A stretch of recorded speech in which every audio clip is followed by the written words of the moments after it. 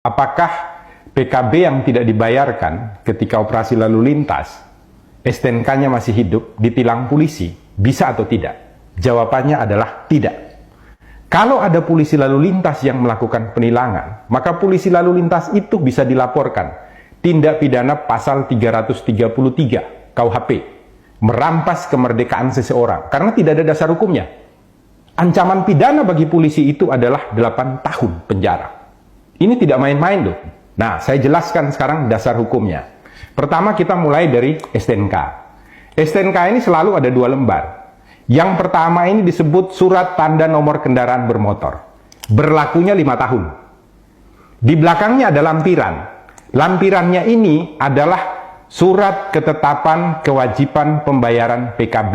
Ini setiap 1 tahun sekali. Harus dibayarkan syarat untuk pembayaran pajak. Yang jadi masalah adalah polisi biasanya menganggap kalau PKB-nya tidak dibayarkan berarti STNK-nya tidak berlaku. Ini adalah sebuah kekeliruan.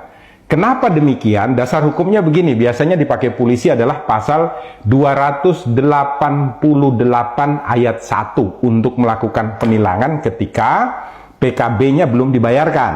Nah, 288 ayat 1 itu menyatakan setiap orang yang tidak mampu untuk menunjukkan surat tanda nomor kendaraan bermotor atau surat tanda coba kendaraan bermotor yang ditetapkan di dalam pasal 106 ayat 5 huruf A.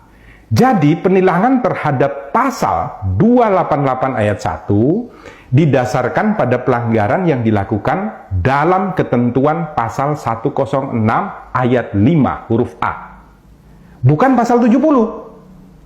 Di mana di sana dikatakan dengan tegas dan jelas, kalau Anda tidak memiliki STNK, Anda tidak memiliki surat tanda coba kendaraan bermotor, maka ketika motor atau kendaraan yang Anda pakai jalan di jalanan raya ditangkap oleh polisi, bisa dilakukan penilangan dengan pasal 288 ayat 1. Nah, sekarang kebanyakan polisi lalu lintas mengatakan ada ketentuannya. Di mana? Di dalam pasal 70 ayat 2. Saya bacakan ya, pasal 70, supaya semuanya tidak bingung.